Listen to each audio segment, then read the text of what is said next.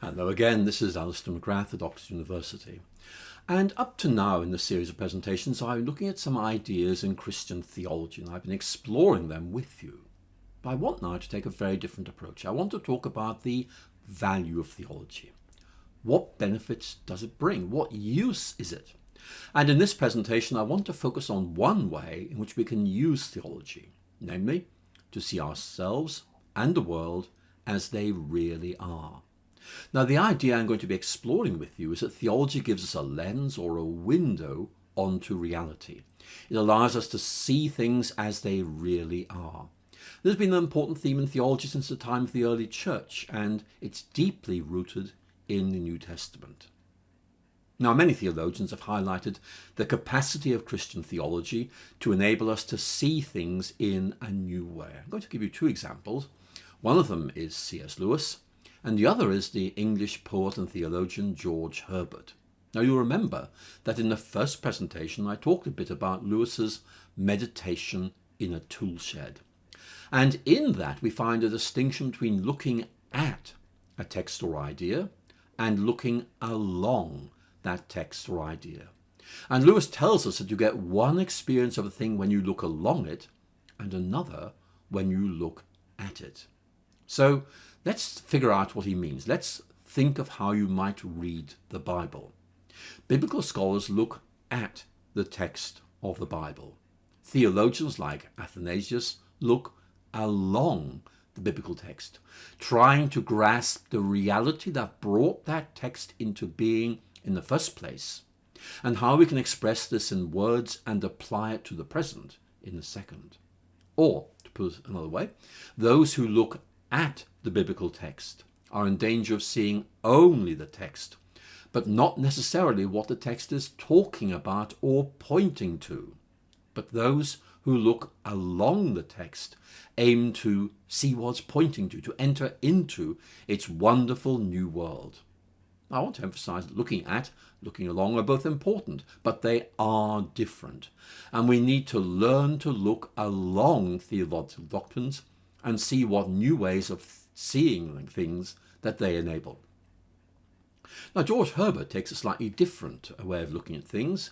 He makes a distinction between looking at theological ideas and looking through them to see how they reveal a Christian understanding of reality. Here's a verse from one of his best-known poems. A man that looks on glass, on it may stay his eye, or, if he pleaseth, through it pass, and then the heaven espy. Now, Herbert's point actually is very easy to grasp. You can look at Christian doctrines, for example, the doctrine of creation. That's what I've done throughout my career as an academic theologian. I look at this idea. I explain its biblical roots to my students, how it's expressed in the creeds, and how it has been understood by various theologians. And you know, that is important. But here's the point. There's more that needs to be said. And Herbert invites us to look through, not just at, look through Christian doctrines. He wants us to allow Christian theology to become a window through which we view ourselves and the world. He wants us to use theology to develop a deeper and richer engagement with our world, seeing it through new eyes. Now, I think Herbert is very easy to understand, so let's just do a kind of mental experiment. I want you to imagine you are sitting in a room with a window.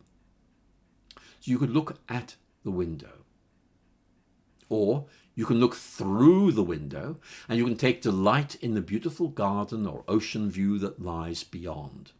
Now, do you see the point I'm trying to make? A theology of creation makes our world transparent to the divine.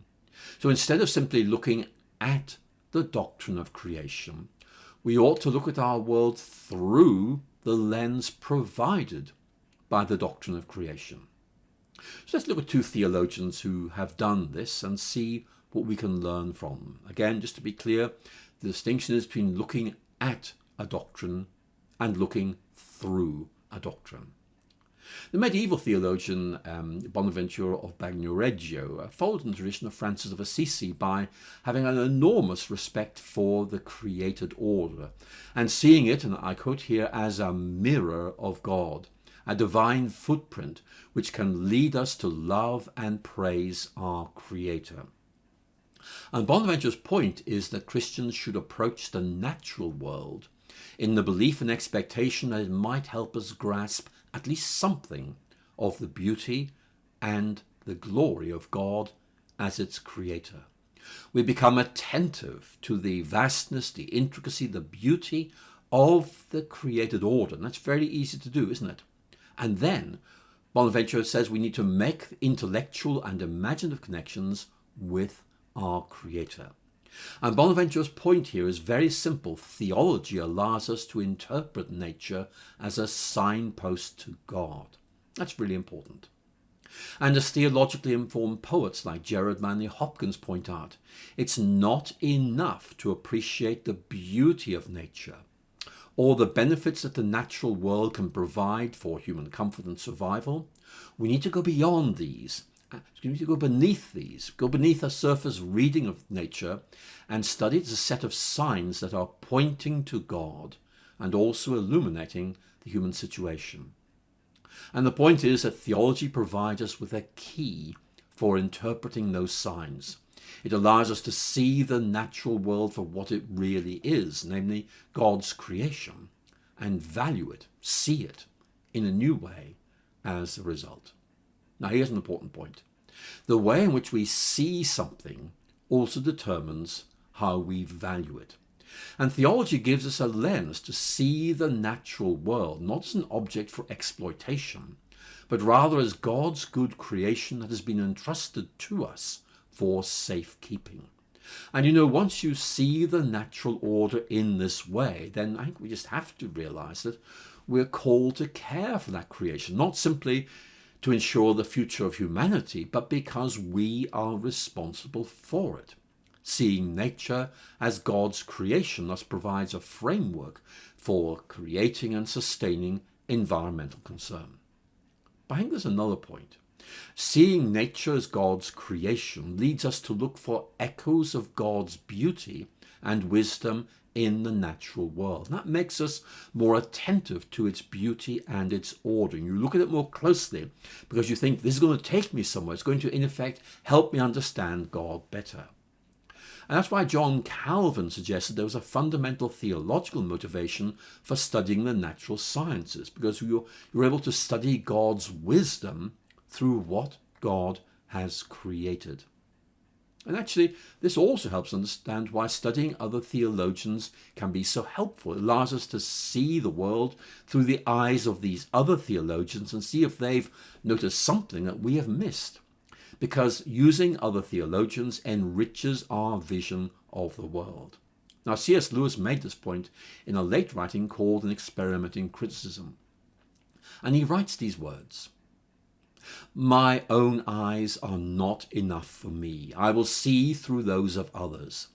Literary experience heals the wound without undermining the privilege of individuality. In reading great literature, I become 1,000 men and yet remain myself. Like the night sky in the Greek poem, I see with a myriad of eyes, and yet it's still I who see."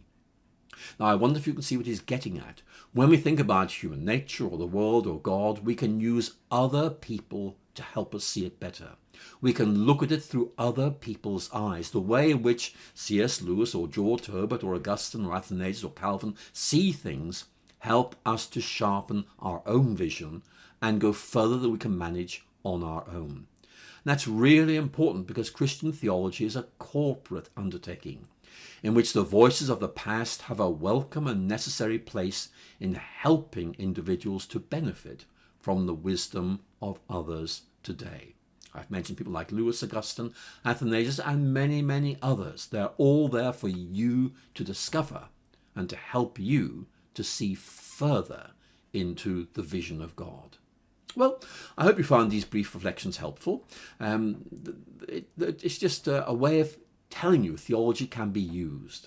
But listen, it's time to wrap up, and I'm going in the final presentation just to ask, how can each of us develop our own vision of theology and apply it? In other words, where do we go from here? That's what I'll be talking about in the next and final presentation. Thank you so much for listening.